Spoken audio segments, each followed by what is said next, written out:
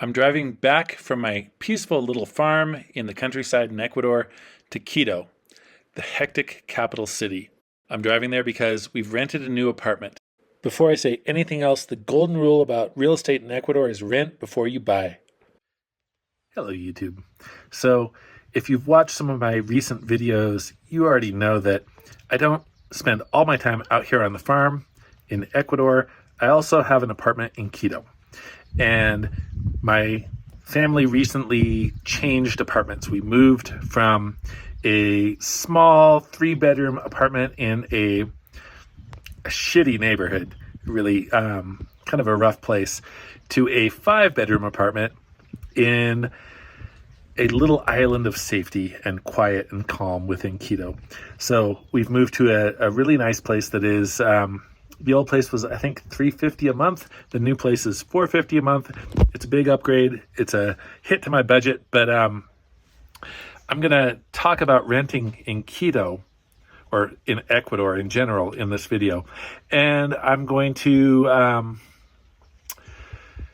try to help people figure out how to navigate the process. So if you don't want to watch the whole video and you just want the Cliff Notes, here's the Cliff Notes. Number 1, do not just rent a place without researching the neighborhood first.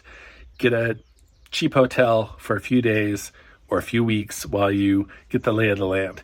Visit the neighborhoods that you're interested in renting in. Take your time. Don't jump into a rental contract in Ecuador without first understanding what you're getting into. Number 2, your landlord will try to keep your deposit.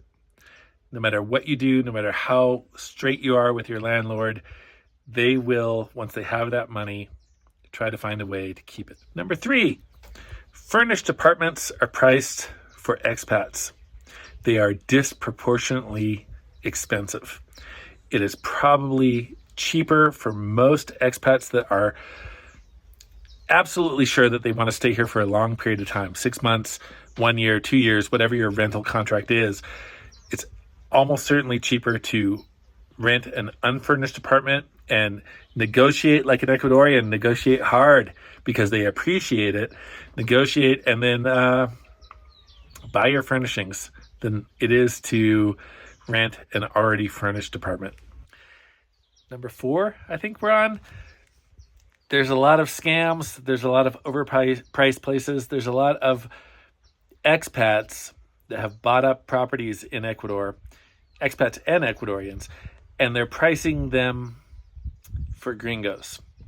So there's a lot of properties that are like $1,000, $2,000, and they're beautiful. But you can find similar properties if you really take your time and understand the market. There's a lot of you can get places that would cost $2,000 for $400 or $500. You don't need to overpay, and if you overpay, you skew the market. Other expats will be mad at you for skewing the market.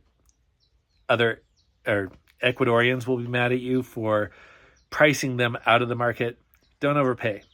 Do your due diligence and negotiate and find a property that's priced reasonably rather than overpaying, because it damages the community when expats come rolling in with a lot of money and they pay way too much for the Ecuadorian market. Number 5, don't expect things to work like they do in the U.S. Expect your landlord to just assume that you will pay for maintenance. Your toilet's clogged, hire a plumber. It might cost $25. Get it done. Your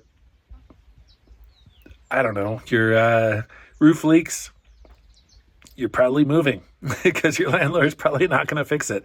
So don't expect things to work the way they do in other countries. In Ecuador, it is very normal for your landlord to assume that you will take care of maintenance. That's not always the case, but it is frequently the case. Number 6, I don't have that many fingers on one hand, and the other hand is holding my phone. So number 6 is there is no number 6. Let's get into the more detailed, longer version of this video for those of you that want to watch. Hello, YouTube. So today is moving day. That's right. I am changing apartments. Many of you know me from my farm where I do most of my videos, but I also spend half my time in the city to be near my kids' school. The schools out by the farm aren't adequate, in my opinion. So you guys probably remember me talking about the neighborhood I was in Quito, and that it was not the best, that there's been a lot of police activity. They've raided some houses on my street.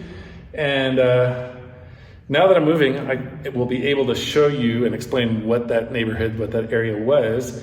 And I'm going to give you a little tour of the new apartment and show you what you get in this nice little neighborhood in Quito for $450 a month. Here we go. So this right here is a huge dining and living room area. And right across there's a beautiful little park that appears to be a very safe park. It's got a on-duty guard all the time. People actually leave their cars out on the street here in this neighborhood in Quito. Here, we will probably use this as a bedroom, but it's technically a studio or an office because there are no closets. That's one. Got a little half bathroom there. I have a little terraza, a little deck out there where I can keep my plants. Here's the kitchen.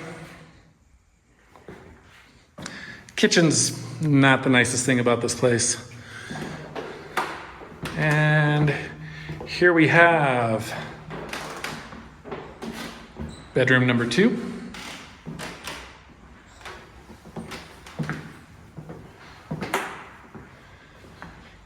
Bedroom number 3. Bedroom number 4.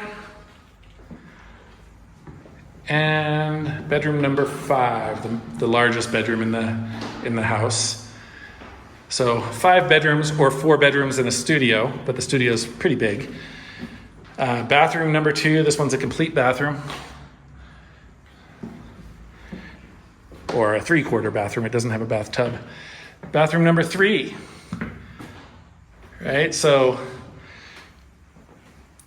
big place, 5 bedrooms, 3 bathrooms, or 2.5 bathrooms in a good neighborhood in Quito. Now it's a tiny little island of a neighborhood. And once again, I'm not gonna share with everyone where I'm living because there's always folks on the internet I don't want to find me, but check it out. So that's what you can get for $450 a month. It's pretty high rent for Quito, but it's a low price for a place this big in this area. I've got safe parking. I've got a little place where I can park my car that's locked up. Real little place. I can barely open the back door, but yeah, I think this will do nicely. I'm pretty stoked about it. So back to moving. So there you go, new apartment tour. And now that I don't live in the old neighborhood anymore, I can share with you a little more about it. I don't like to put a lot of information out on the internet about where I live with my family. So just to keep a little safety and security for us. But the old neighborhood was El Inca. It's a middle-class neighborhood in northern Quito, and parts of El Inca are pretty nice, and parts of El Inca are very middle-class, and the part of El Inca that we lived in was shitty.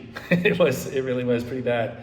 The kind of place where if you're stepping out just to go to the corner store, you leave your wallet and your phone at home. You don't take anything with you, just because there was crime in the area. So I'm glad to be out of there. It was very informative living in that neighborhood. But unlike a lot of other folks here in Ecuador. I'm an expat, I've got some advantages, and when it comes to keeping the family safe, I'm going to use them and get them to a safer neighborhood. What else do you guys need to know about renting in Ecuador? My personal experiences with Airbnb have been pretty terrible here. I've had Airbnbs tell me the price that they quoted online for 3 or 4 people was actually the price per person. So if something looks suspiciously cheap on Airbnb, you probably have somebody renting on an Airbnb that doesn't understand how it works and thinks that's the per person price and is going to create a fiasco when you actually show up.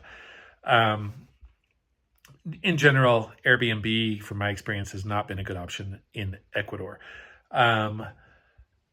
Booking online is kind of not the Ecuadorian way to do things.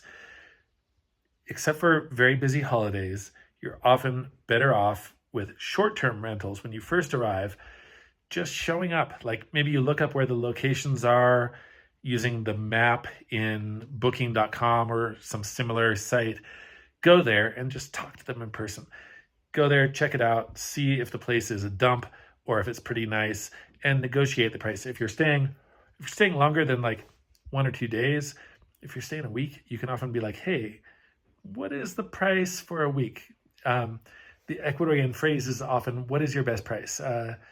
So you can do better with in-person negotiation when you're first arriving in Ecuador and you're trying to figure out where you're going to stay while you figure out your long-term plans by not booking ahead and just winging it.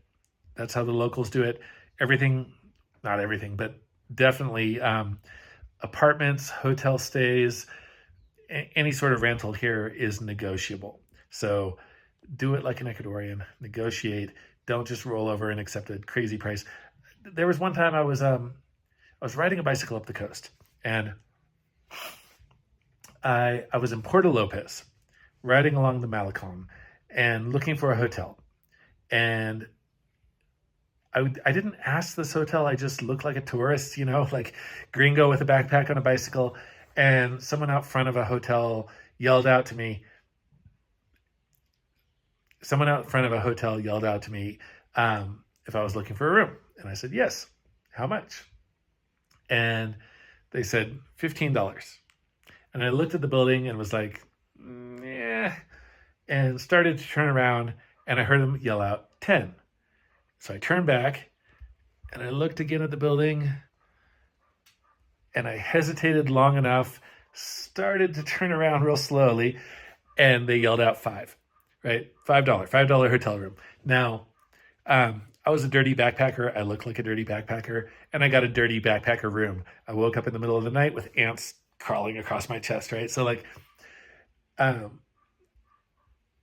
you can get a $5 hotel room here. You probably don't want one. But the point being, and the point stands, that I paid 33% of what the initial price was, right? And that goes for a lot of more expensive places here as well. They will try for a high price, but when they realize that you negotiate like an Ecuadorian, that you aren't going to pay a silly foreigner price, they will play the game and they will negotiate with you, because Ecuadorians really appreciate the art of negotiation.